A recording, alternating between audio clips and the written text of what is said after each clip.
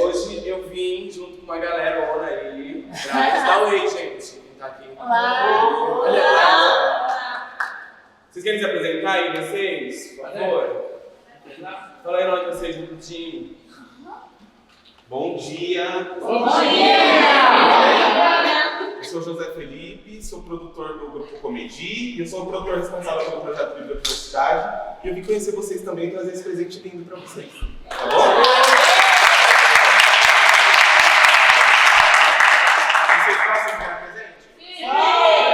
Olha o que a pai de Paulinha ganhou de presente para vocês brincarem.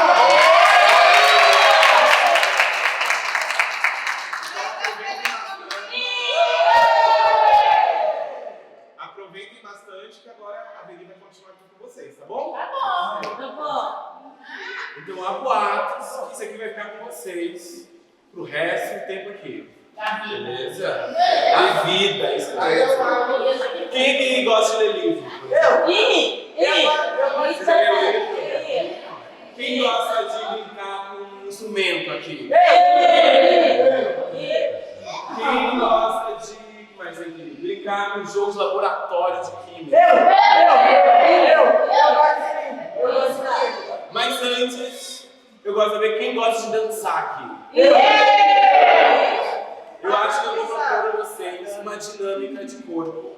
Antes de a gente começar a mexer em tudo isso aqui. Vocês topam? Você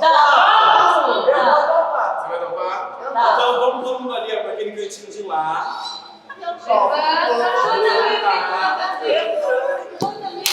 Ele ajuda, a gente vai se ajudando.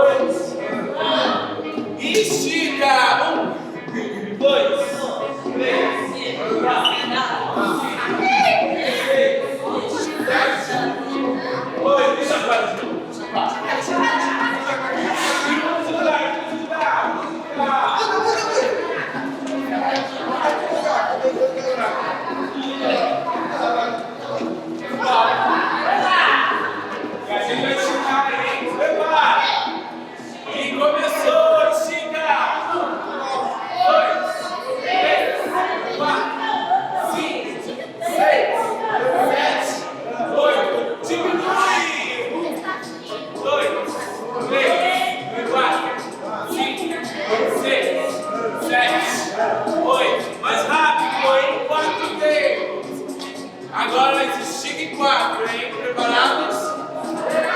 Preparados? Começou! 1, 2, 3, 4, diminui! 1, 2, 3, 4, estica! 1, 2, 3, 4, diminui! 1, 2, 3, 4. fácil? Foi fácil? Foi perfeito. Pra Fica acabar aqui. a ideia é que começa a mexer e não para de mexer. Não Será para. que já tem?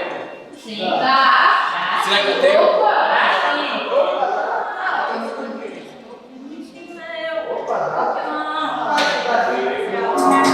Então a gente começa a mexer os dedos aos mãos.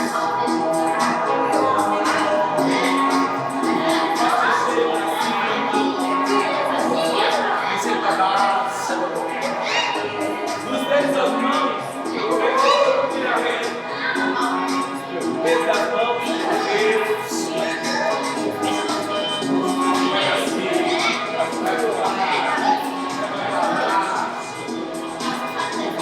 E aí, dedos das mãos, cotovelos, ombros. Dedos das mãos, cotovelos, ombros e cabeça.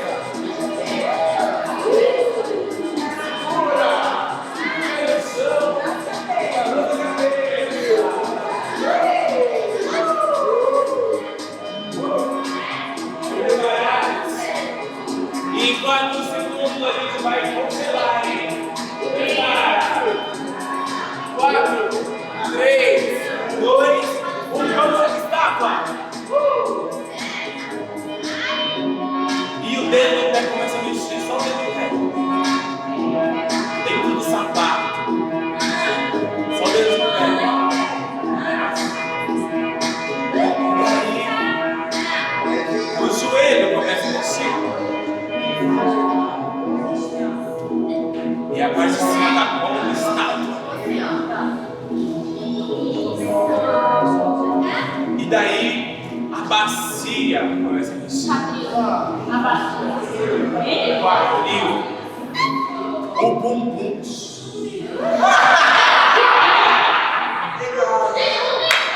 E aí o corpo todo volta a mexer. Então é pés, joelhos, quadril, cotovelos, dedos, cabeça e barriga. E mais rápido. 5, 4, 3, 2, 1. Tudo bem devagar. Bem devagar.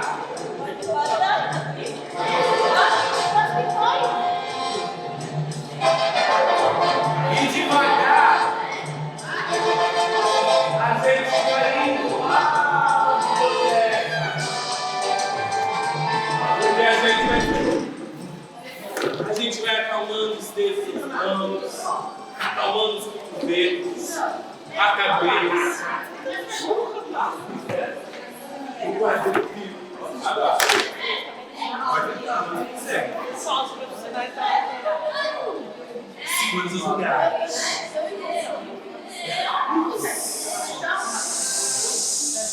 Gente, olha, ui, esquentou meu corpo, hein? Não sei de vocês. Esquentou o seu aí também? Tava frio hoje, né, gente? Frio hoje. Até esquentou? Ótimo. Dá pra fazer isso sempre. Já é, manda a preguiça embora. Hoje a gente vai conversar sobre diversidade. Quem já ouviu falar essa palavra? Diversidade. Diversidade é divertido, assim, né? Sim. Diversidade é divertido também. Alguém mais já ouviu falar sobre diversidade? Sim. Diversidade. Boa. Diversidade basicamente é o plural. É o que pode ser muitas coisas. Diversidade é os tipos de frutas que a gente tem no mundo. É o tipo de flores que a gente tem nos jardins e nas florestas. Diversidade é o tipo de animais que tem no zoológico, na floresta. E macaco. Tem diversidade de macacos, tem diversidade de Leão, tigre, hipopótamo e elefante. Dragão ainda. Dragão. Tem dragão, tem diversidade de dragão também. E tem a girafa também. Tem E diversidade de girafa. também tem urso também. Também tem urso, mas E tem panda. Tem pano, mas também tem uma diversidade também muito real e muito presente aqui em vários lugares, que é a diversidade entre seres humanos. Então tem diversas formas de ser diversos nesse mundo. A gente tem diversidade de cor de pele, a gente tem diversidade de gênero, a gente tem diversidade de sexualidade, a gente tem diversidade de mães. Porque minha mãe não é igual a mãe de você, eu acho.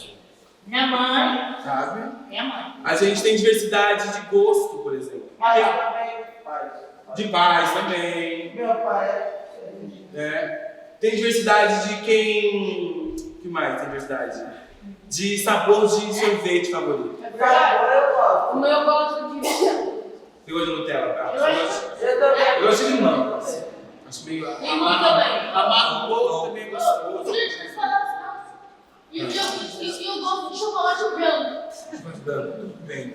Eu... E daí, ó, pra gente ter tempo, gente, ler uma história juntas e também dar uma olhadinha tudo aqui, pra gente conseguir compreender melhor as diferenças que a gente tem. Porque ser diferente não é uma coisa tão uau, é só mais uma coisa que a gente tem, muitas diversas dentro da gente. E a ideia da diversidade também, bacana, é que com ela também pode vir um respeito. Porque se a gente consegue respeitar a diversidade do outro e a minha própria, a gente consegue ver o mundo de uma forma muito mais bacana. A gente consegue ver o mundo de uma forma muito mais possível de existir e estar. Não é? Mas eu vou ler um livro para vocês agora. E daqui a pouco a gente vai descobrir o que nessa parte da biodiversidade tem de diverso. E promove ou nos convida a olhar a diversidade. Eu vou ler, mas vocês me contam aí se vocês viram alguma diversidade, alguma diferença ou não. E depois, meu anjo, é correr para abraço, que é só brincadeira depois. Abraço, né? Tô? Abraço. Eu vou ler uma história aqui da Maria de Lourdes Smato de Camilles. É um livro chamado Uma Menina e as Diferenças. Vamos ver o que acontece aqui, hein? A ilustração desse livro é feita pela Cristiana Von. Então, a Maria de Lourdes escreveu e a Cristiana Von desenhou. Ok? Vamos lá. Essa menina era muito curiosa e gostava de descobrir coisas. Ela morava em frente a uma igreja grande, bonita, com uma escada larga de pedras vermelhas. Passa assim rápido. Depois vocês olham mais perto. Que adivinham? Esse livro é da Paia.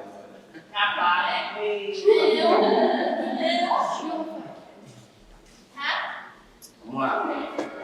Era muito divertido descer degraus, pulando um por um.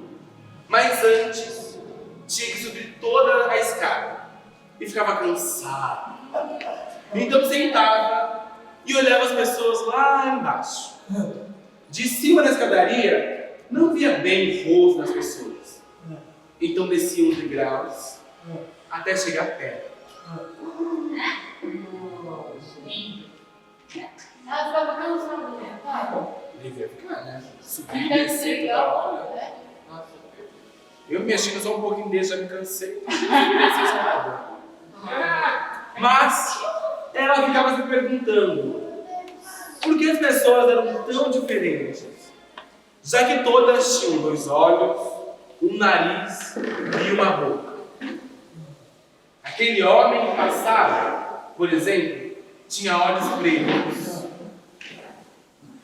O amigo dele também. Nariz, boca, tudo igual.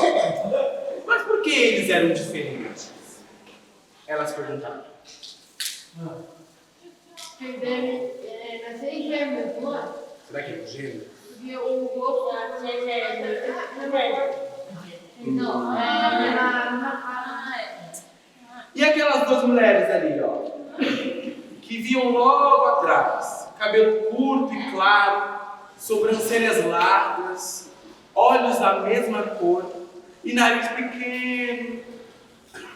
Mas olhou bem para uma e para a outra e mas as bocas não eram iguais. Uma era maior do que a outra, e também os lábios eram mais grossos. Os dois narizes eram pequenos, mas um era bem para baixo e o outro bem arrebitado. Como é que é arrebitado? Assim. Tem uma diferença aí. Ficou pensativa e depois saiu correndo para chamar sua prima. Foi com ela até o quarto e as duas se olharam no espelho. Ficaram comparando seus olhos, as suas bocas, até o tamanho das narinas. Foi aí que ela descobriu. É claro que todas as pessoas têm olhos, nariz e boca. Imagina se não tivesse, como que não ia enxergar, como não ia falar? Sabe? Mas cada um tem um tamanho, uma forma, uma cor.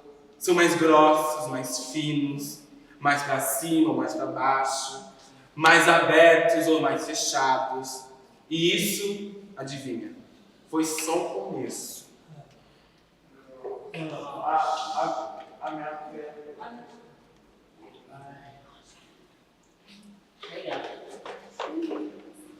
Quando começou a desenhar, ela descobriu que essas diferenças eram muito importantes. Elas faziam, por exemplo, o desenho do rosto da Helena mostrar a Helena e não a outra amiguinha. E que as pessoas tinham tudo isso, porém, cada uma era uma e bem diferente da outra.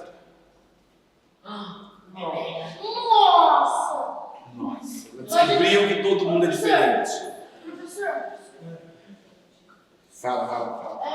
imagina se a pessoa ficar sem nariz e ficar sem os olhos. Ah, tem uma possibilidade de existir ainda, eu acho. Mentira. Tem um olho, tem uma galera que não tem olho, por exemplo. Que consegue viver tranquilamente também. Porque fica cego assim nos olhos. Eu tenho um tio, realmente eu tenho um tio José, ele não tem um olho. E adivinha, ele é legal de igual, assim. Meu tio José. Mas deixa eu tem que acabar a história, gente, calma, senão a história da minha família. A gente não tem tempo, a biblioteca, não tem um livro meu ainda, eu não fiz um livro, vou fazer um livro um dia. Mas, voltando para a menina das diferenças, e assim ela começou a observar os detalhes, os rostos das pessoas. O jeito que elas andam, como falam, os mios verdes das plantas, as formas das nuvens, as cores do céu.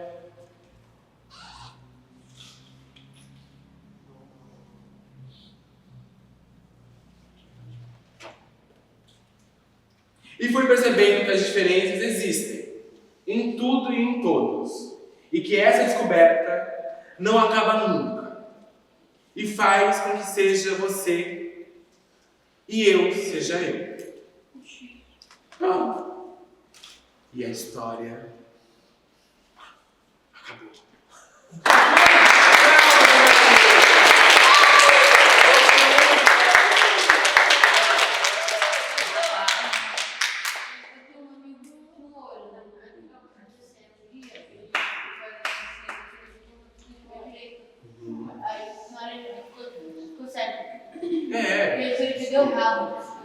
Mas é isso, são coisas da vida. Você chamaram. Aí você acabou de chamar. Viu, Sumário?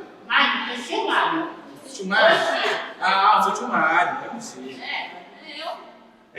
Todo mundo tem um jeito de ser. Por exemplo, aqui a gente é um jeito, a gente senta, a gente come de um jeito.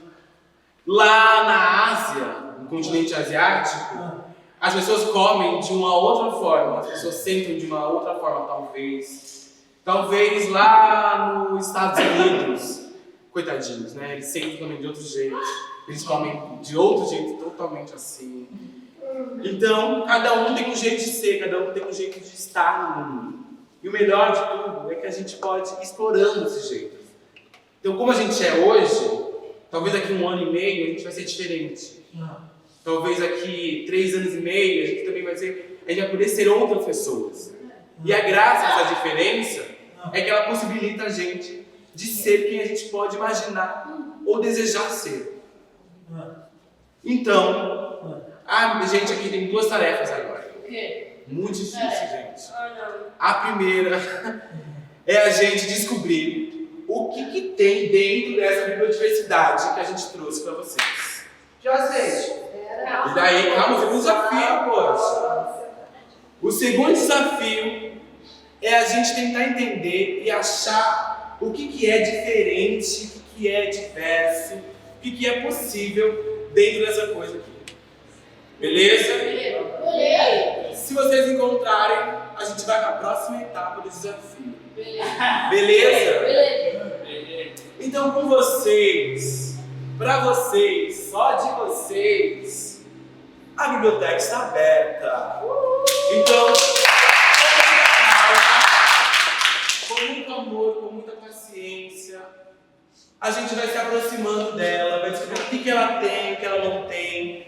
A gente compartilha o livro, a gente compartilha o tamborim, a gente compartilha a flauta. Eu vou pedir um álcool em gel e um papelzinho, para caso alguém toque, a gente dê uma limpadinha e passa a flauta para a outra, né? É uma grande Verdade. vamos evitar a gripe que está por aí, ó, está falhando. Então, com vocês, podem se aproximar aí, ó. Vem aqui, gente. Só olhar, não abrir nada. Vamos que vamos ver, ó.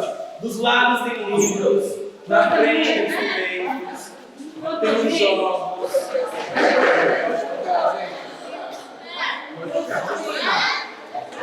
Os jogos a gente vai abrir depois, quer dizer, se os jogos a gente abre depois, os livros a gente vai abrir depois.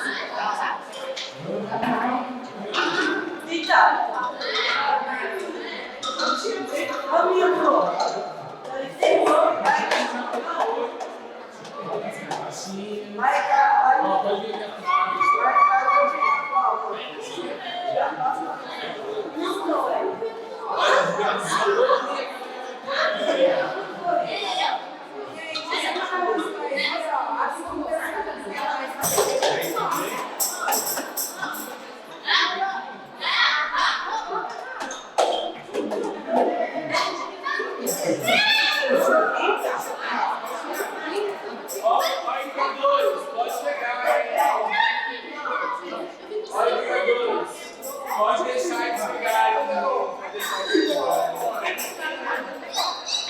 Só o jogo, né? Só o jogo.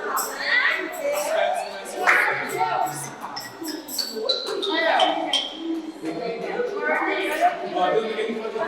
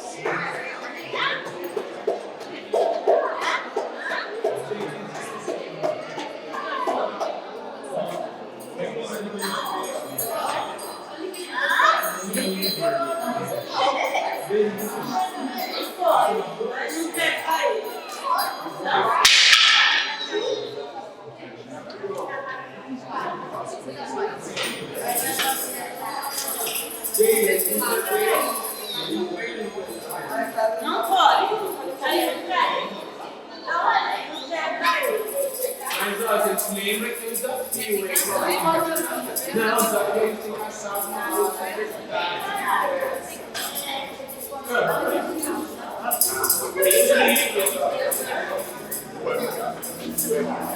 Beleza.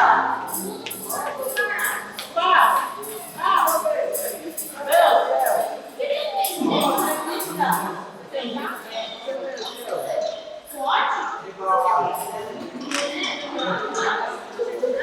Bate pra mãe. Cuidado.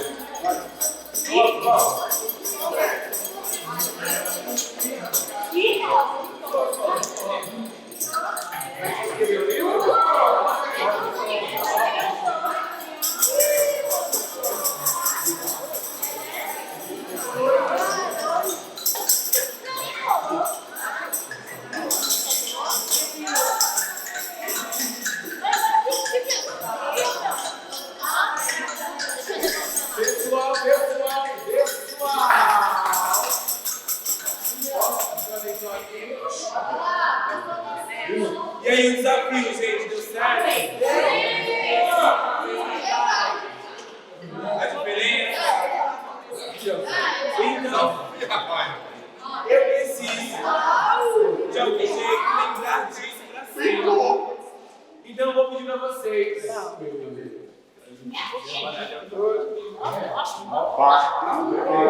Então, eu tenho uma memória muito ruim, gente. Eu sou pisciana, então eu tenho uma memória muito ruim. Eu não lembro das coisas. Ó, senta. Então, uma forma de eu conseguir lembrar das coisas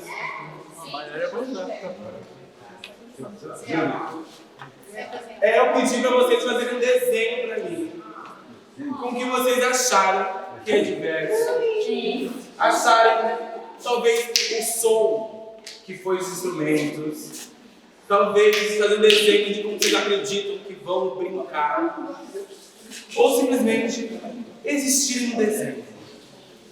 Vocês tocam o desenho pra mim?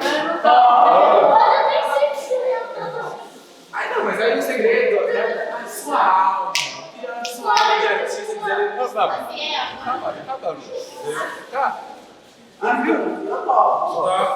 A gente tem algumas mesas lá e a gente também tem um chão. Quem quiser sentar no chão, perfeito. Quem quiser sentar na cadeira, perfeito também. Toda mesa.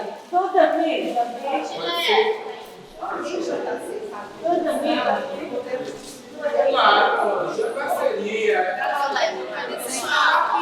Quem já está sentado, continua para lá, só vai Thaís, Amanda, Caleandra, Conceição. Vocês vão nos anéis próprios, tá?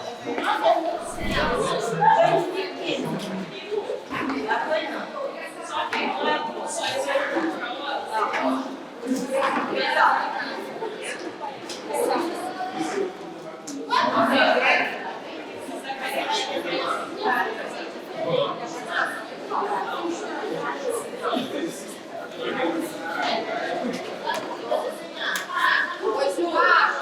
vem sentar aqui, ó.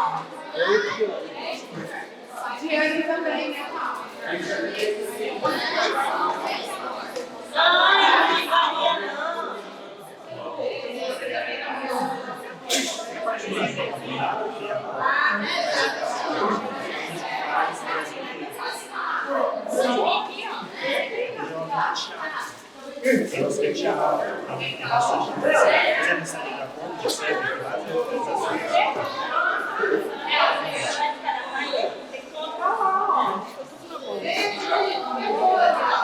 Você vai pintando com ela, sabe? Tem que pintar.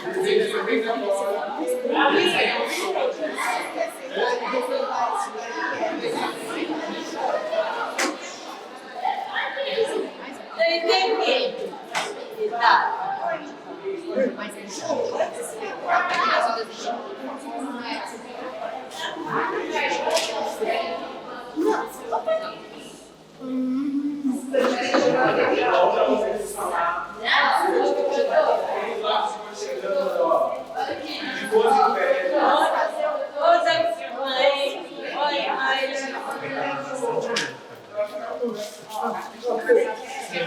Oi, mãe. Ô, mãe.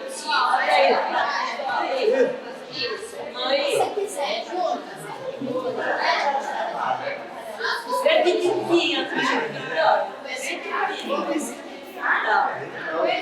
Aí, ó, a Amanda é pro jogo. Ela é pro jogo, né? ela já chega aí,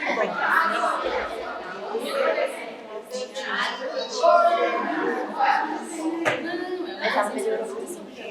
6 caixas. E ela é uma cantora da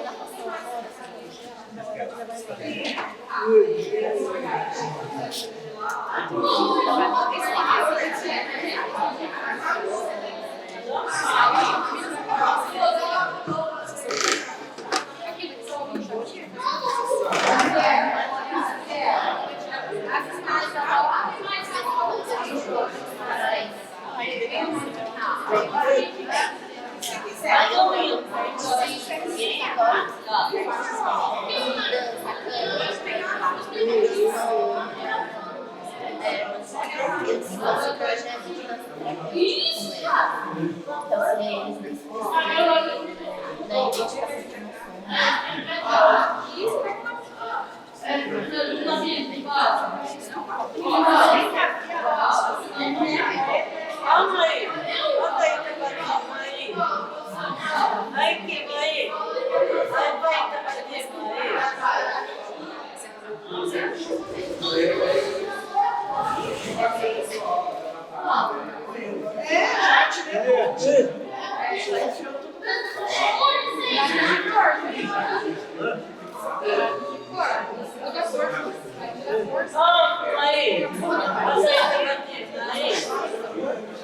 aí? Daí tá fazendo. Daí que eu? Aí, tá bom? Tá bom? Aí. Itada, Maí. Itada, Maí.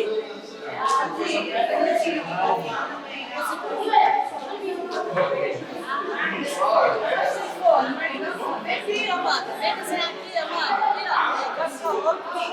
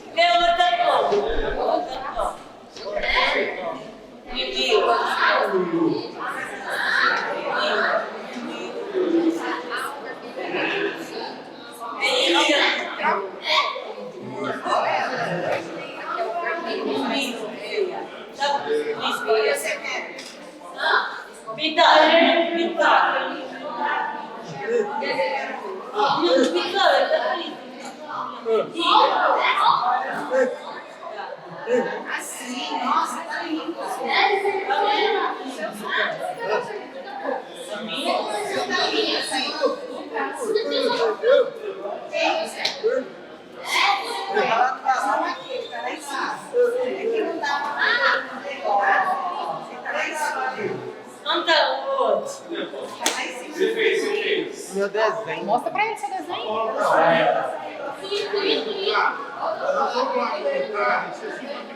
Você viu?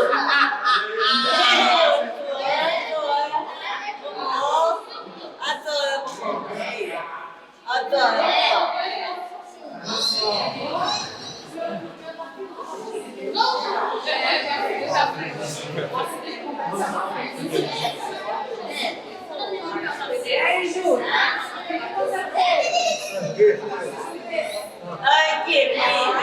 Ai, que lindo!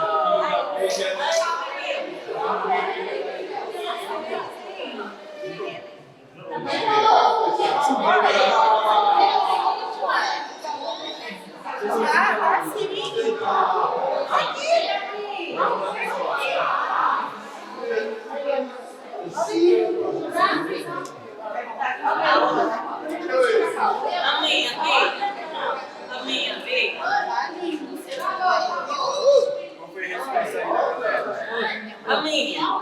Aqui mesmo. A minha.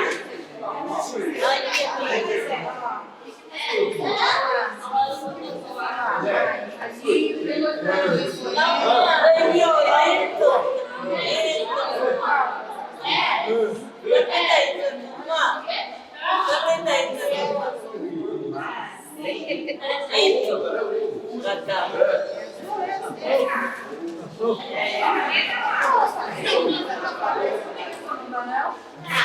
Texturas e coisa.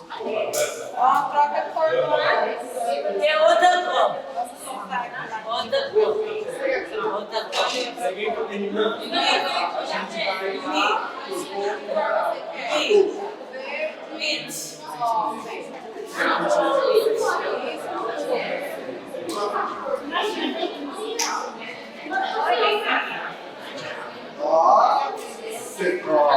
Olha, gente, você não quer trocar essa cor?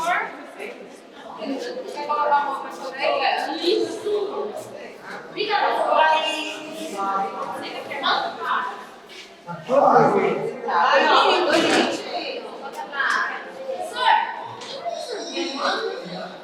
Epa. Vai lá e senta. Epa.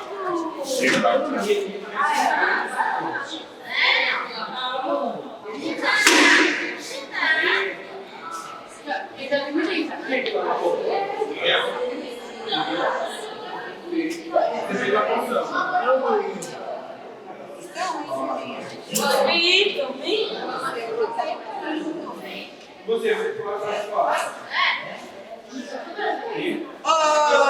Ô, Érica, tira a foto pra mim também. Vai ficar top. Ó, também ele. Aqui. Aqui.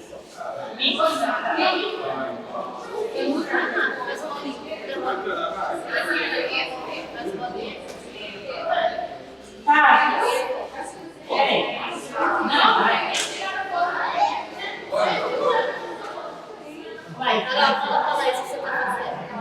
Aí, fala lá isso que você tá fazendo. Aqui. Aqui. Tá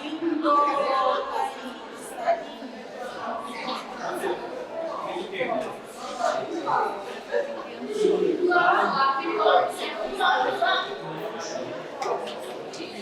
E não tem ponta. Não tem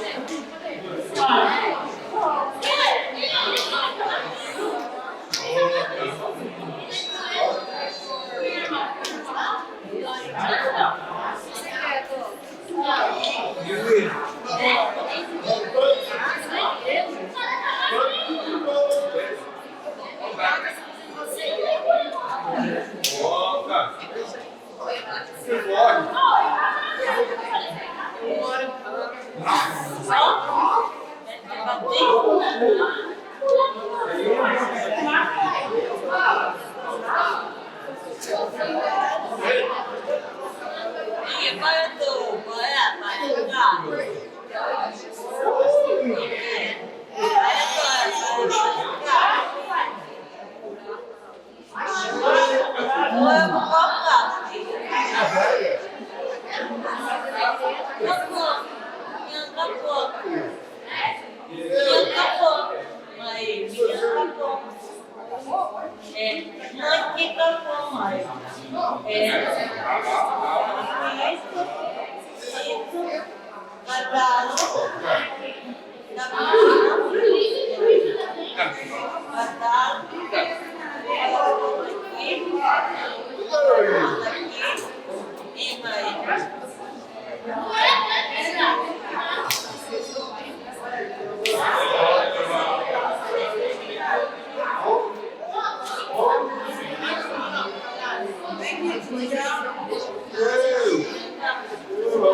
Não tem ponta.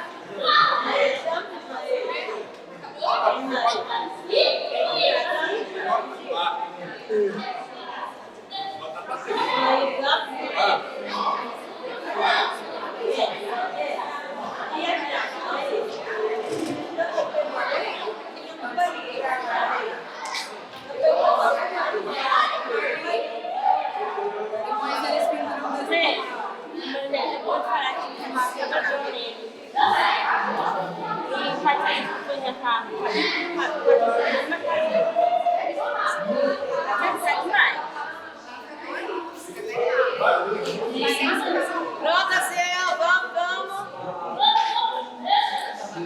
Vai, acabou, entrega. Vamos olhar, mãe.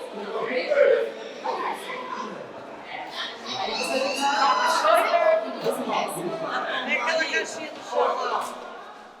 E mãe, a mãe aqui, mãe. Bota pra mãe aqui, mãe. Bota pra mãe aqui. Pipi, ó. Prazer, já me lá embaixo, vou apresentar aqui de novo. Eu sou PH Veríssima, eu sou a representante hoje da biodiversidade. Eu sou uma travesti preta retinta. Eu gosto de começar as minhas apresentações com autodescrição porque é uma prática, né? As coisas que a gente vai fazendo são práticas. Eu sou uma travesti preta retinta, tenho cabelo trançado, estou com um rabo de cavalo para trás, tenho os lábios grossos, um rosto muito bonito, diga por passagem. Estou com uma blusa cinza de frio, calça preta e uma piranha roxa presa na blusa. Lá. Coisas muito básicas pra gente começar a conversar. Os meus pronomes são ela, dela. Então eu sou uma travesti, então eu sou nos pronomes femininos. O problema não é errar, o problema é insistir no erro. Então é sobre a gente poder ir nessas confluências da vida. Eu sou estudante hoje em dia, sou estudante de dança na Unicamp, aqui do ladinho, mas sou formado em pedagogia desde 2019 e também atuo como atriz e dançarina por São Paulo, Campinas, mundo e muito mais. A ideia aqui, acho que agora, depois dessa primeira ação, é a gente conversar como um espaço seguro, um espaço de a gente conversar o que a gente compreende como diversidade, pedagogicamente, intimamente, a gente compreender as nossas dúvidas e a gente ir se ajudando. Eu não sou uma expert em nada, como a ideia é que todo mundo aqui consiga ir compartilhando as experiências, compartilhando alguns anseios ou algumas formas de solucionar esses anseios. Ok? Ok. E por favor, eu gosto de ser atravessada, gosto que me interrompam e vamos embora, assim. Eu preciso saber que horas eu preciso terminar, porque eu sou pisciana, então eu começo a falar, eu começo a refletir sobre e não me perco. A gente vai tomar umas 10 aqui. Perfeito. Todo mundo consegue almoçar, ser feliz, né? Ok. A ideia é que ninguém passe fome, né? Vamos lá, a primeira coisa que a gente quer aqui falar é sobre essa diversidade e essa dinâmica de diversidade que não é um assunto só, né? Acho que diversidade é um guarda-chuva para diversas coisas. E daí eu queria entender o que vocês compreendem como diversidade.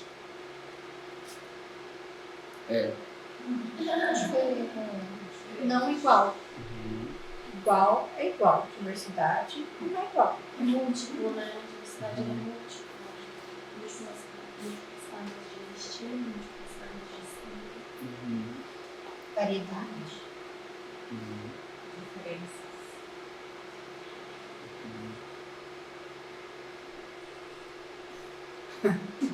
Você também. Tá aqui a produtora também.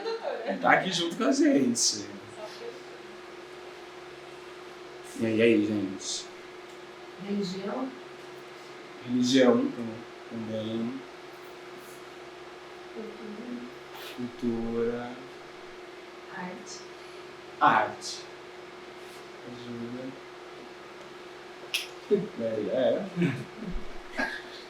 Paulo, mas você gostou tanto de falar? Não, eu já falei que eu gosto de falar, mas não assim. Não perde os outros, né, Paulo? Ela já sabe, já Ela. Ela já sabe, já conversamos, já. Conversamos bastante. Não é? Aqui a gente está pensando que diversidade, ela é também diversão, ela é também uma direção de como a gente pode pensar e compreender o espaço que a gente chama de sociedade. A gente pode entender que é a diferença, a gente pode pensar que ela se dá nesse campo da religião, ela se dá no campo da cultura, ela se dá no campo do indivíduo e do coletivo, ela se dá também... Para mim, a diversidade também tem um lugar do raciocínio. Tem um raciocínio da diversidade que a diversidade nos convida a ter, assim. Né? Também tem pluralidade, a multiplicidade, a variedade, a complexidade. Tem abundância. Eu gosto de falar abundância de complexidade, porque antes fosse só uma, né? Acho que tem que ser no plural. Complexidades, abundâncias, variedades. Porque é uma coisa que é tantas. E acredito que nesse espaço vocês conseguem compreender que tem essa multiplicidade de variedade, né? Tanto pelas pessoas que vocês atendem aqui, quanto entre vocês mesmos. E a gente está falando de diversidade nos últimos... Acho que os últimos 10 anos com muito mais potência, né, com produções, porque a gente vem de um raciocínio e de uma linhagem em que sempre foi dito que só existe um modo de existir, né? Que existe um modo de ser normal, um modo de ser humano, né? E daí a gente pode olhar isso para diversas camadas, tanto na linguagem da inexistência de figuras femininas em estado de poderes, tanto numa camada de racialidade, tanto numa camada de diversidade de gênero, tanto numa capacidade de pessoas com deficiência. A gente está há um bom tempo vindo com essa linhagem de raciocínio, né? E esse slide e a proposta dessa biodiversidade é que a gente possibilite que a diversidade se dê de formas diversas, mas também para além de um lugar de bandeira, assim, né? Assim, de uma estratégia, um posicionamento político dos espaços. E acho que é muito importante falar que o silêncio é um posicionamento político. A recusa de algumas coisas é um posicionamento político, né? Então, só de vocês estarem dispostos a ouvir e a estarem nessa formação de diversidade, isso já é um posicionamento político. E político além dessas dinâmicas da esfera política, sociedade partidária, sendo política na camada social, né? Então aqui a gente está olhando que tem formas possíveis de raciocinar, assim, né? Quando eu falo raciocínio, não é nesse lugar de inteligente, não inteligente, né? Eu acho que raciocínio são modos de fazer, modos de ter um prisma do mundo. Então, se a gente compreender que os saberes afrodiaspóricos e indígenas, eles estão propondo um lugar mais múltiplo, um lugar que é possível compreender a diferença dentro dessa existência, a gente começa a compreender que a oralidade, ela é uma estratégia de existir, para além da escrita, né? A gente consegue compreender que é dançar, cantar, o plantar é uma forma desse raciocínio, essa estratégia de existir. Festejar, curar. Então, essas práticas coletivas em que o corpo é e a morada dos saberes, é a gente compreender que a nossa existência nesse espaço, ela legitima a nossa vida, legitima a presença, né, num campo mais amplo. E para mim, vem um lugar de compreender que eu ser compreendido e ser legitimado nos espaços é a minha existência ser verdade para algumas pessoas. Não verdade não é a palavra, mas ela ser reconhecida. Legitima. Isso. Estimada, ser reconhecida, porque senão as diversidades elas ficam meio uma camada que a gente fala que elas existem, mas a gente não consegue olhar e aprofundar e compreender o peso dela nesse espaço, né? E daí, a partir de agora, a gente vai olhar alguns dados para a gente conseguir compreender que lugares são esses que a gente vai compreendendo. Alguém pode ler para mim, por favor? Nossa, boa sorte para quem for ler. Por favor. Mas eu vou ler aqui, tá? Lê aqui, acho mais fácil. De caráter estrutural e sistêmico, a desigualdade racial no Brasil é inquestionável e persiste devido à fragilidade de políticas públicas para o seu enfrentamento. De acordo com o Instituto Brasileiro de Geografia e Estatística, IBGE, enquanto os pretos e pardos representam 56% da nossa população, a proporção deste grupo entre todos os brasileiros abaixo da linha de pobreza é de 71%. Já a fração de brancos é de 27%. Quando olhamos os números de extrema pobreza, a discrepância quase triplica. 73% são negros e 25% brancos. Nessa perspectiva, construir uma sociedade mais igualitária requer a compreensão do papel de cada estrutura socioeconômica na reprodução do racismo para elaborar estratégias efetivas de enfrentamento. Acho que se a gente olhar só essa sala aqui, por exemplo, isso já é um exemplo desses dados, né? Tipo, quem consegue permanecer estudando, quem consegue ter acesso à educação de qualidade e continuar assim, né? É trazer uma consciência de classe, né? As pessoas querem colocar como se fosse igual, só que não é igual, porque as oportunidades não são iguais. Né? Uma pessoa que vem da periferia, que é negra, não tem estrutura, porque normalmente essas pessoas elas têm que pensar que elas vão comer como uma pessoa dessa quiser estudar. Né? Então eu sinto que esses movimentos eles trazem uma consciência de classe mesmo. Né? Porque acho que você disse, porque o estudar ele é um lugar que se dá autonomia. Mas a gente se for olhar, assim, na história da educação, são muitos poucos anos que pessoas negras podem acessar a educação, né? Num tempo que a escola já existe no Brasil. Eu não tenho esse dado aqui, e eu não vou recordar agora, porque eu estudei isso há um tempo atrás, mas a gente está falando de papo de menos de 100 anos. Não, 120 anos, coisa assim, que negros podem começar a acessar as escolas, né? Então isso reflete como vai ter acesso à renda capital, vai ter acesso a moradia. Então, compreender isso. A gente tem muito pouco tempo, 11h10, né? Tá, eu vou pular os números, gente, desculpa. Peço perdão a todos os números aqui, desigualdades.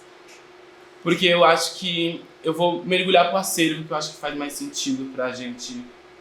Pra vocês saírem daqui, não sei se é uma palestra que eu falei, e vocês falam, tá bom, mais uma vez, só ouvir. Eu acho que vamos fazer esse letramento, que eu acho que é interessante. O que é uma pessoa índio/indígena, gente?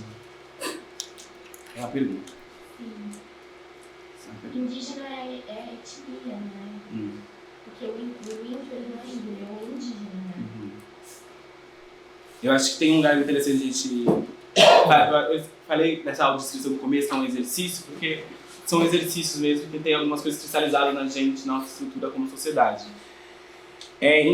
Nos últimos anos estão propondo, o próprio povo indígena propõe que a gente fala indígena, não índio, porque indígena considera que tem povos indígenas.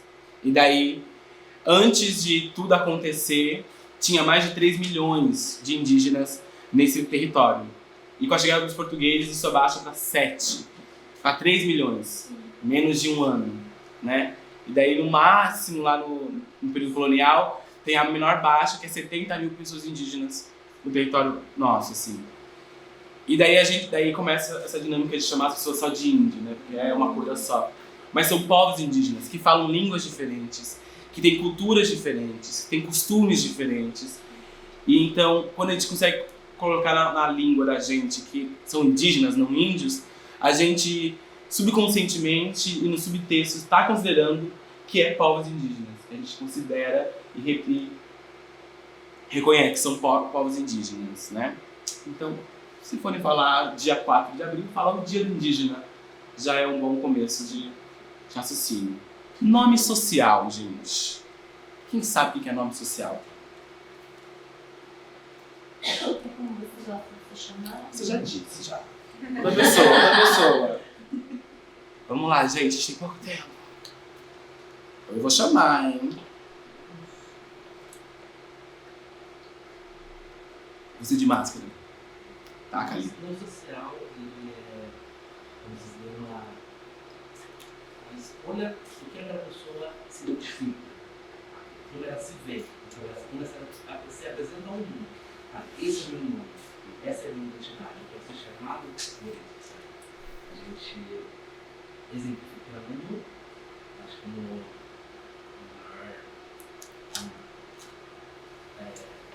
sei lá, marca da população trans, onde ela tem um nome de batismo, ela cresceu com um nome, mas nessa construção de identidade, nessa construção do ser, ela abandona o mundo social, que é onde ela se apresenta no mundo. Então é aquilo por onde ela quer ser chamada. Esse nome social dela, aquilo que ela adotou e que ela se apresenta como ser. É isso. E daí a dinâmica do nome social é a gente respeitar esse nome social e não ficar perguntando o nome de batismo da pessoa. Né? Eu acho que temos coordenadoras aqui nesse espaço. Não? Daí acho que ela na coordenação, da diretoria, tem também um cuidado de preservar esse nome social e ele ser o que permanece e é usado nos espaços, né? Porque senão a gente fica chamando a pessoa por um nome que ela não é, que ela não considera e não se sente. Isso gera um desconforto, né? E eu sinto que quando a gente erra o pronome ou o nome de uma pessoa trans, pode parecer que é um erro muito ingênuo e muito cotidiano de fazer. Mas pra gente que é pessoas trans, quando tem essa troca, que não é na nossa cabeça, que a gente perde no mínimo 1 minuto, 3 minutos do mundo ao léu, porque a gente tá naquele eco gigante na nossa cabeça e fala, meu Deus, calma, como é que eu vou agir? E a gente fala, não age, você segue a vida, né?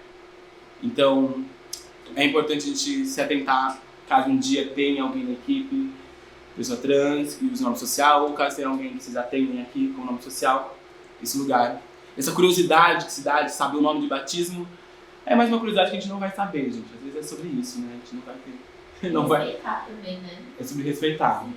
E daí vem essa diferença, cis e trans. Ai, tá lindo, coitadinho. Normal, é normal, Perdão. Olha, eu não sabia. Ele absorve. Eu tô escutando. Você também não pode fazer uma palavra aí. Tá. Agora, não, perfeito. Posso fazer uma pergunta pra você? Pode. Qual é a diferença de cis e trans? Cis e trans. Isso. O cisgênero é a pessoa que nasce do sexo masculino e se entende por sexo. Ela sabe que ela é do sexo masculino.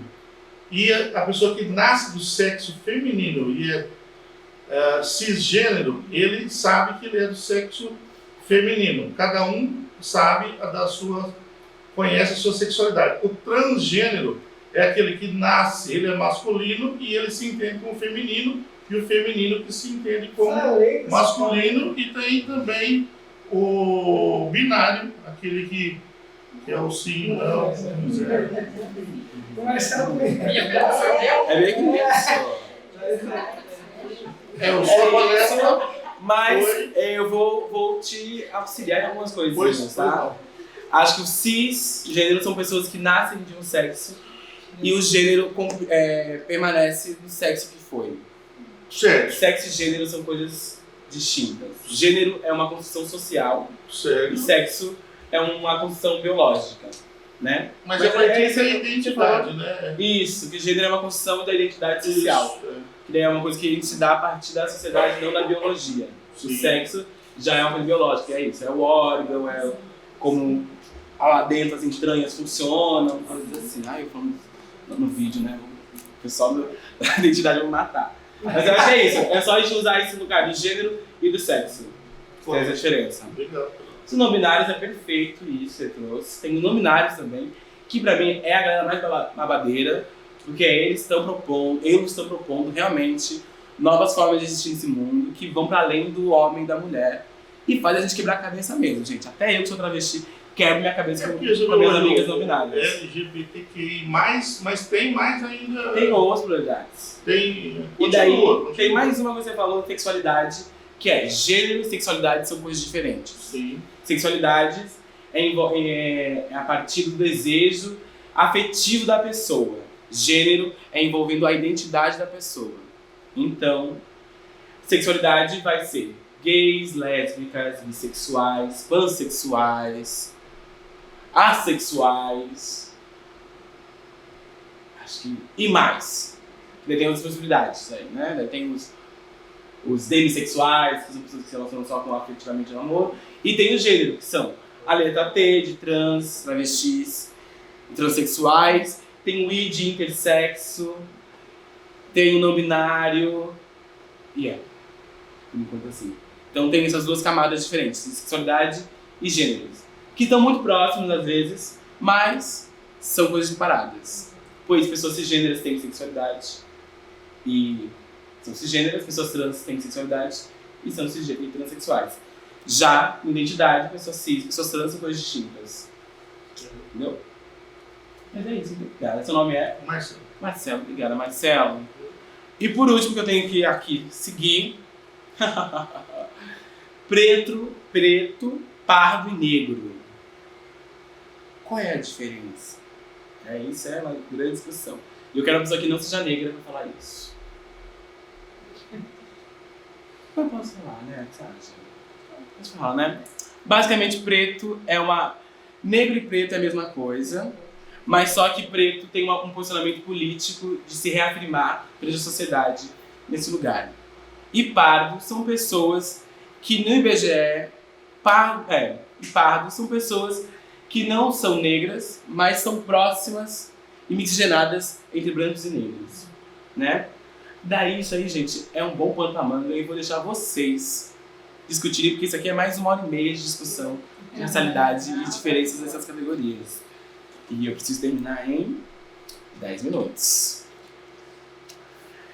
E por último, antes de a gente entrar nas leituras, e aqui, nessa sala de... A sala de aula, vocês usam sala de aula, né? Sala de atendimento. Sala de atendimento. Como vocês identificam as chegadas desses temas nessas salas? Isso é uma pergunta que eu tenho pessoalmente. Vocês abordam esses assuntos na sala de atendimento? Não, a parte da pedagogia nós não estamos trabalhando com eles, porque assim, nas nossas salas são divididos por cognitivo. Não são todos que têm essa compreensão, mas a gente sempre usa o respeito. Temos que respeitar a todos. Então, não são todos que eles não têm esse entendimento dos níveis que nós trabalhamos aqui hoje. Mas a gente trabalha com respeito com todas as pessoas. Temos que respeitar todas as pessoas. O que anda diferente, o que fala diferente, o que cor diferente, o que fala diferente. Elas trabalham com isso.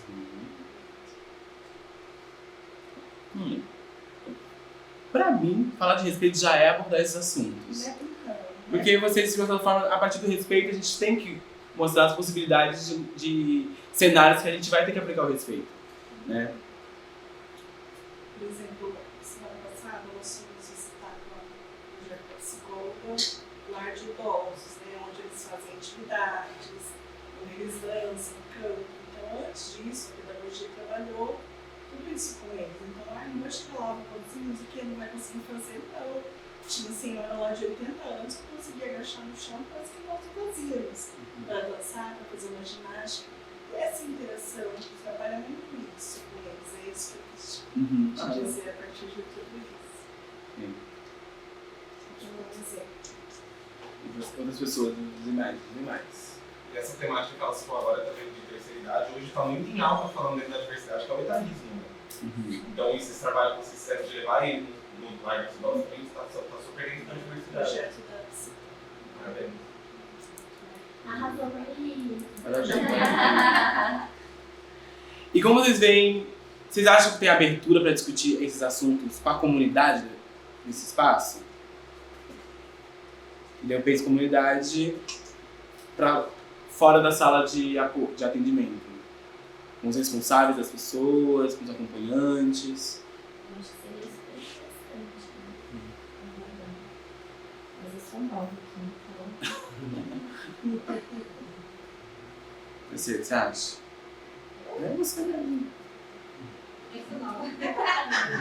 Nós Não, eu temos acho aqui que espaço deveria para Sim, eu acho que é extremamente necessário. É necessário porque nós temos assistidos aqui que eles se identificam com o menino e gostam de menino, nós a gente trabalha isso com eles, né? A gente não proíbe, mas a gente ensina o respeito um com o outro, que aqui não é lugar de namorar, assim. Mas assim, devia ter, sim, pra gente. É que assim, eles são uma cabecinha deles, é diferente. Você fala hoje, chega amanhã já esqueceu. Então aqui é o trabalho de formiguinha. Todo dia a gente fala, aí eles vêm com o assunto. Por exemplo, né? Joãozinho mandou um beijinho pro menino. Então a gente vai, entra nesse assunto, aborda, explica, fala assim, é normal. Só que assim, a gente usa muito aqui ainda, é amigo, manda um beijo porque é amigo. E na cabeça deles, eles não entendem disso. Né? E a família não aceita. Principalmente isso a família não aceita. Eu acho que se a família aceitasse a condição que ele quer ser, aí ele fluía bem melhor. Então, assim, o trabalho na comunidade deveria sim ser feito. Mas seria trabalho com projetos. A gente tem um espaço de família a cada 3 meses, que as famílias são convidadas, né, a participar com a assistência social, mais um técnico de alguma área para eles entenderem o nosso trabalho. E isso que eles estão falando é um tópico da diversidade, mas a pedagogia tem como exemplo diversidade os animais. Eles estão trabalhando diversos animais, aquáticos, terrestres, e daí no final do ano isso é apresentado para as famílias. Né? Então, quando a gente fala de diversidade, são vários temas. Elas me citaram, e está ficando lindo, né? Elas até convidam, eu estou falando por elas convidam vocês a a diversidade de animais, que é a coisa mais linda desse mundo. O trabalho que é feito. Então, tudo de acordo com a compreensão cognitiva deles. É muito legal. E as famílias, elas participam, né, desses encontros, onde vários temas são abordados. Da psicologia, pedagogia, fisioterapia. As diferenças, né? E daí a outra pergunta que eu tenho para fazer para vocês. Vocês acham, na vida de vocês, na visão de vocês, que esses temas são mais fáceis ou mais difíceis de falar?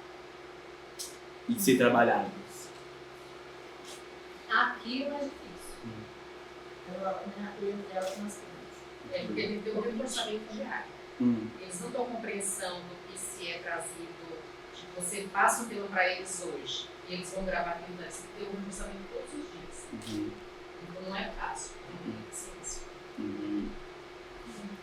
Eu acho que é um tema que é muito profundo, sabe, para eles.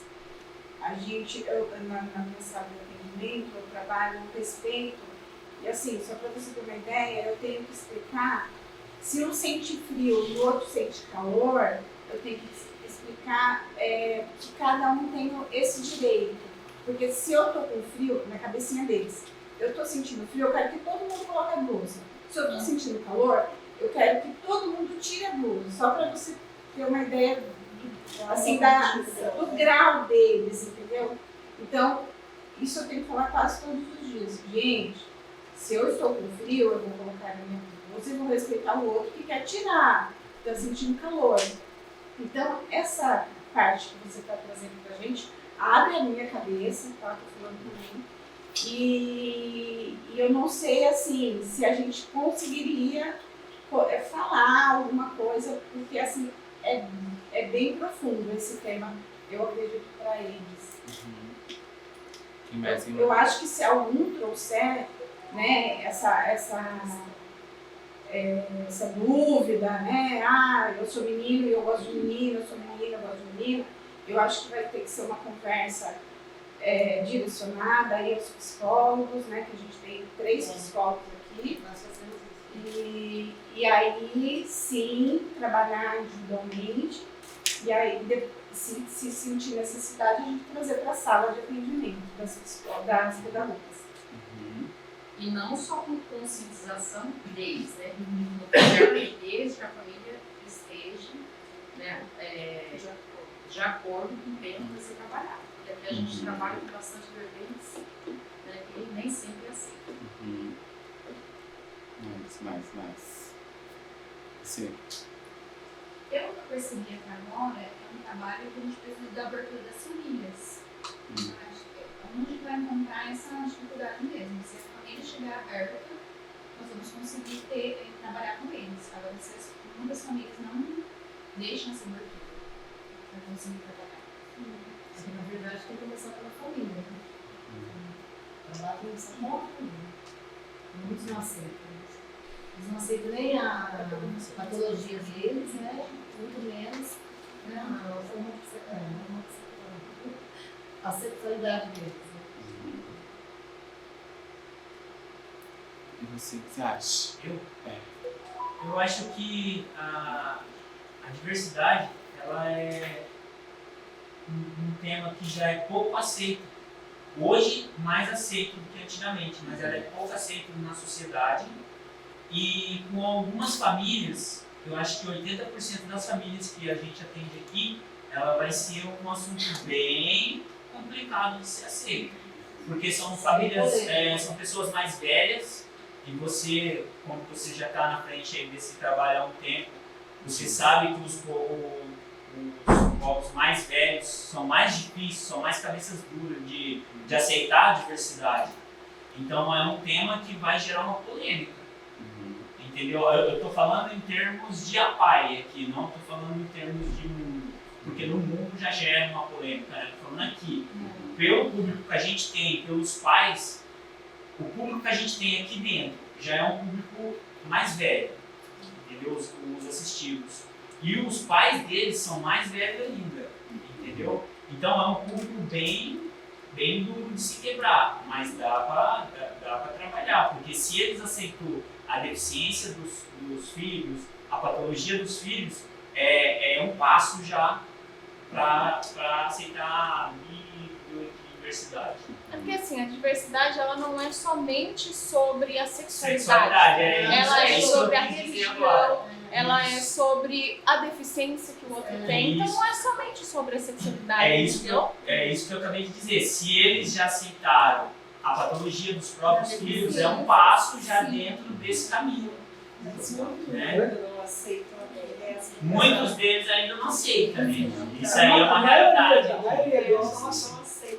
Às vezes você encontrar um pai que fala, não, eu aceito que o meu filho é deficiente, eu aceito ele da forma que ele é. Muito complicado. Eu não falo todos, mas a maioria deles. Às vezes trazer esse projeto para a realidade de vocês é conversar mesmo sobre as necessidades deles. Então, se você pegar eu acho que se você pegar um gráfico mesmo, a Cris, acho que pode falar mais firme aqui, ó. De família, a maioria dos pais abandonam. Tem filho A especial. Se você pegar, pra mim, eu acho que a maioria, eu acho que a maioria das famílias cuida dos filhos sozinhos. É as mães. As mães desde a criança bebezinho, quando geralmente quem está por fora, da família, amigos, enxerga, vê que a criança tem algum tipo de deficiência, o pai, a mãe pode até, eu falo que eu tenho uma filha, às vezes a gente sabe que tem, só que não quer aceitar por dentro a não tem por deficiência. Mas é porque ele não quer aceitar dentro dele, mas ele sabe que a criança tem. Tem um colega meu que ele sempre fala, ele teve uma filha Down. E desde quando descobriu que a esposa dele estava grávida, foram feitos testes, porque hoje ele consegue diagnosticar a cromossomo. Mas desde quando fizeram o teste todo, não conseguiu descobrir. Aí foi a hora que ela nasceu, que ele teve a... E é nisso que os pais têm que primeiro se tratar o psicológico deles para eles começarem. Ainda no caso dessa família que eu conheço, serviu para reforçar ainda o relacionamento deles. Porque hoje ele conseguiu aceitar e fortaleceu o vínculo familiar. Nesse caso, mas são raros. Essa aceitação ou então não é fácil. Porque eles falaram aqui, nós temos muitas famílias que estão assim, então é muito difícil a gente abordar alguns temas, de trazê-los para cá, por conta desse bloqueio. Né? Hoje é muito mais fácil nós trabalharmos com os assistidos do que com as famílias.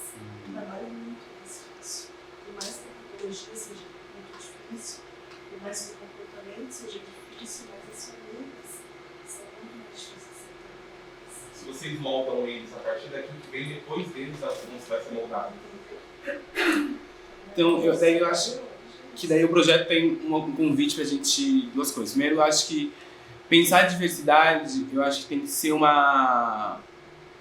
caminho e uma demanda não a partir da minha experiência, né? Tipo, só vamos falar sobre sexualidade se a pessoa demonstrar que ela precisa falar sobre sexualidade. Só vamos falar sobre racialidade se a pessoa demonstrar e precisar falar sobre racialidade. Acho que tem um convite ali pra gente tentar falar de coisas além da gente. Tentar ter essa experiência de trabalho de formiguinha, porque o trabalho de formiguinha que vocês têm com vocês é um trabalho de formiguinha que a gente vai ter lendo o que eu vou mostrar daqui a pouco pra vocês. Que é um exercício. Quando eu falo que é um exercício, olhar a diversidade, tentar respeitar a diversidade, é um exercício. E acredito que o acervo que a gente está trazendo para vocês é um caminho para se falar de diversidade, sem precisar ser uma palestra com slide, e que a gente aborda os assuntos de uma forma muito mais bruta e um pouco mais densa de dialogar. É ler uma história que fala sobre reconhecer tamanhos diferentes de bocas, reconhecer tamanhos diferentes de nariz. É ler a história da Mora, que consegue compreender que a pele dela é mais escura, é uma coisa positiva, não uma coisa negativa. É ler uma história de orixá que consegue compreender que tem outras formas de se acessar a religiosidade e a fé. Eu acho que a leitura é um caminho para a gente conseguir, de uma certa forma, falar sobre o assunto sem ter que mergulhar nele e ter que ter a conversa tão intelectual e que parece ser a mais distinta a ter. Mas, às vezes é ler uma história da maneira que for possível, às vezes um dia vai dar certo, um dia não vai dar certo, um dia vai fazer mais sentido, um dia vai fazer menos sentido, para se compreender, porque se a gente está esperando que cada um vai ter o momento certo de ter esse acesso à diversidade, cada um vai ter acesso a compreender qual é a amplitude do guarda-chuva a respeito, a gente perde grandes discussões e modo de a pessoa se relacionar com o mundo que está em torno dela, né? E com isso, já para acabar, para deixar vocês irem almoçar, viverem a vida de vocês, tem esses autores que é mais pra gente pensar profissionalmente como a gente se aproxima. Ai, boa sorte pra vocês de novo. Que é a Jamila Ribeiro, que tem aqui... Ai, vou levantar, tá? Desculpa vocês. O negócio. Tem Jamila Ribeiro, que eu acho que pode ir passando, que fala do manual antirracista, que são práticas ao longo do dia, que a gente vai falando. Tem a Chimamanda, que tá falando sobre um novo modo de escrever, sobre uma única história, esse perigo de a gente só falar o do normal, o eu universal, que só tem um jeito de falar, que é esse convite. Vai passando, tem uma cultura muito massa. Tem o Ayrton Krenak, que é um intelectual indígena maravilhoso, que fala sobre formas de compreender o raciocínio do mundo para além do lugar colonial, além do português, que eu acho que é um convite, que é a gente se aproximar da temática sem precisar falar sobre todos os processos. Olhar a produção intelectual atual dessas pessoas estar falando sobre diversidade, estar sendo acessado. Se quiser tirar o plastiquinho, pode tirar o plastiquinho também. Tem a Sueli Carneiro também, que está falando sobre racialidade, e uma racialidade que vai para além da lógica de falar só sobre pessoas pretas. É uma sociedade que é uma sociedade racista, é uma sociedade que está com estruturas racistas.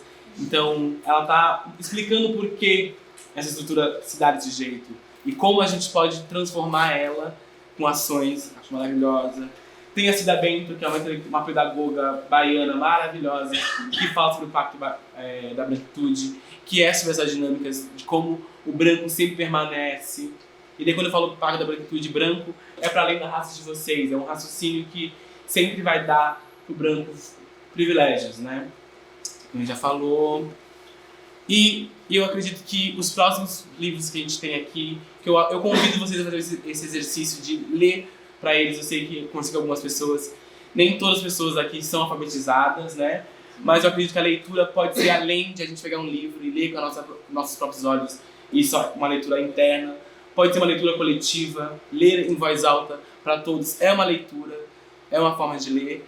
Sei que tem seus desafios em cada sala, em cada dinâmica de pessoas, mas esses assuntos são mais do que tentar mergulhar na diversidade, é mostrar as possibilidades de mundo que existe. E vocês, mais do que eu, sabem que é necessário a autonomia, a emancipação dessas pessoas para que elas consigam estar nesse mundo, para que elas consigam se relacionar com o mundo, porque senão a gente entra numa dinâmica que é isso. Eles são pessoas que sempre vão estar sendo assistidos, sempre vão estar tendo que ter assistência e nunca vão conseguir ter as suas próprias autonomias, né? E autonomia não é só ir andando na rua, correndo, mas é poder falar quando está com frio, quando está com calor. Autonomia é falar quando não está se sentindo bem. Autonomia é também poder se questionar se isso faz ou não faz sentido comigo, se eu tenho ou não falar sobre alguma coisa. Então, foi meio corrido, desculpa, eu queria fazer muitas coisas, a vontade da vida, os desejos e os anseios sempre vão estar presentes, mas eu espero que o desejo de possibilitar o acesso, a aproximação desses assuntos, sejam com as famílias ou com as pessoas que vocês atendem aqui, seja real, seja possível, que seja falho um dia, ter tentado, mas não dê certo um dia, mas que o trabalho de formiguinha se repita, então aquela leitura ela se refaça, que vocês consigam ter tempos de trocar esses livrinhos que são muito curtos, tem muitos que são livros de bolsos, então em uma semana dá para ler, quiçá em 2 dias, quiçá um dia dá para ler, vocês consigam ler, se aproximar, porque acredito que para além do trabalho de vocês, para além da vida de vocês, a gente está numa sociedade que pede e anseia e a gente olhe essas coisas para que se transformem os espaços, né?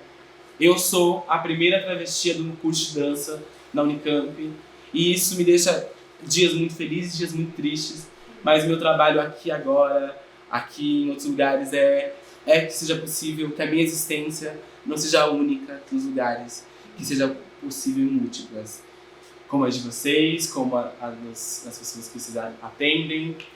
Espero que vocês façam muito revezamento desses livros, que eles não vão para um quarto escuro da biblioteca em silêncio, que eles sejam lidos em voz alta, que eles sejam pagiados, que eles sejam talvez rasgados, que eles amassados, que eles vivam. Livros vivos são livros com marcas, né? Então que esses livros tenham marcas, tanto neles físicos, quanto quem ouça histórias e vocês que contem ou leem histórias, tá bom? E assim, acho que vai muito além disso também. Tudo assim, esse conhecimento que a gente está passando um pouco para vocês, para que vocês possam serem multiplicadores, não somente aqui no espaço, mas lá fora, para a família de vocês, amigos conhecidos, né? Então levem isso para outros lugares também. Isso que a Adeli falou é verdade. Mergulhem nesse acervo. Vocês são privilegiados. Apenas 42 instituições do Brasil estão recebendo esse material. Vocês são uma delas. Então aproveitem, utilizem com os assistidos, façam um projeto com esse material, com os jogos pedagógicos também. E esses livros que a gente passou, eles são apenas de acesso dos educadores, tá? Então eles não vão para os alunos, são só para vocês. Mas esses também utilizem, mergulhem, façam um bom proveito desse material.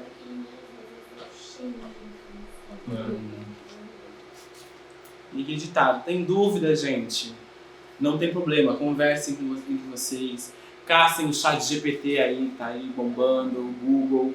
Acho que o problema, que eu falei, não é errar, o problema não é ter dúvida, não é saber tudo, é insistir no erro, assim, né? Então, tudo bem errar, tudo bem falhar, tudo bem estudar, tudo bem, gente.